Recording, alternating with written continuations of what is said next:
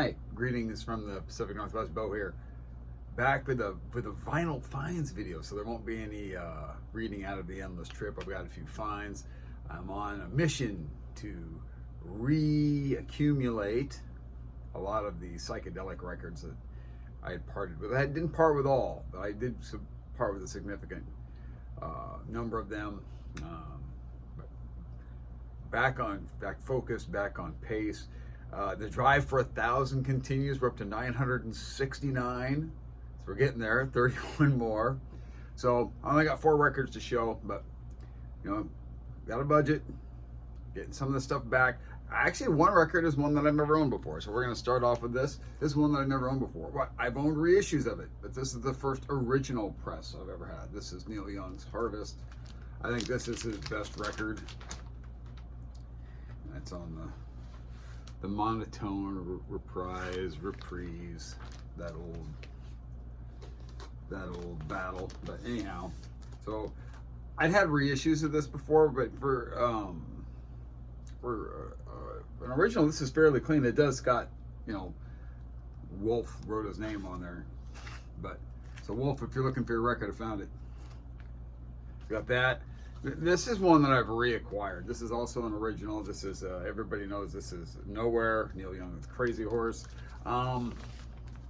This is a record that when I got rid of it, I thought it was maybe a bit on the overrated side, but I started, when I go to the gym, I listen to a lot of these on my phone, my headset, when I'm at the gym. And I was like, this was a better record than I remember it being. It's got the old gatefold. There you have it. So I picked these up. All these finds came at Rainy Day. I've also been buying off of Discogs. I've got some records ordered, so I've got some more coming in, but they're not here yet. But all these came from Rainy Day. This is Ultimate Spinach, and this is an original on that MGM label. This was described as being, it was really cheap. My original copy that I had of this was an absolute beater and a half. But this copy, the jacket's in pretty rough shape, but the vinyl, it said it plays with a lot of surface noise. I didn't think so. I mean, maybe on one track there's a few pops and clicks, but I didn't. Outside of that, it played really quiet, at least on my turntable. So anyhow, Ultimate Spinach. They got that Boss Town sound. Got that back in the old collection. There was another copy of this for sale. I don't know what the condition on it was. There was another copy. This was $10.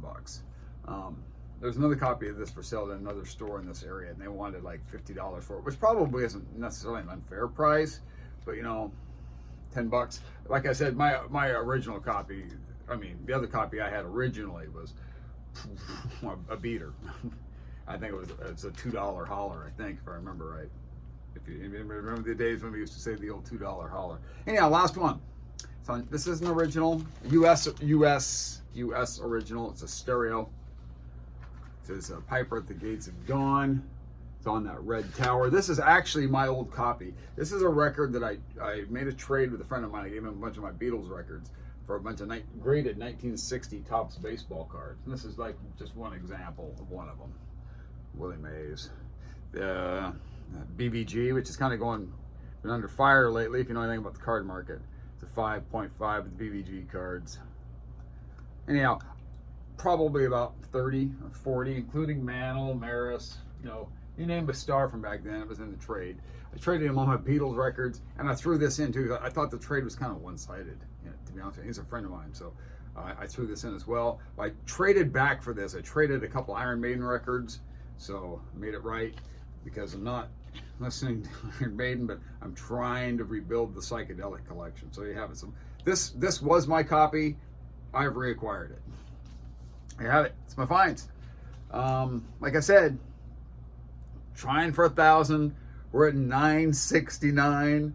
I'm watching a lot of videos. I'm commenting on all the videos. I'm subscribing to people. There's a guy I want to mention too, and I'm going to get his name wrong. It's like XJ_records, I think. And if I got that wrong, I apologize. Another young guy. He's got a varied taste, but boy, he's really made some terrific finds when it comes to psychedelic records.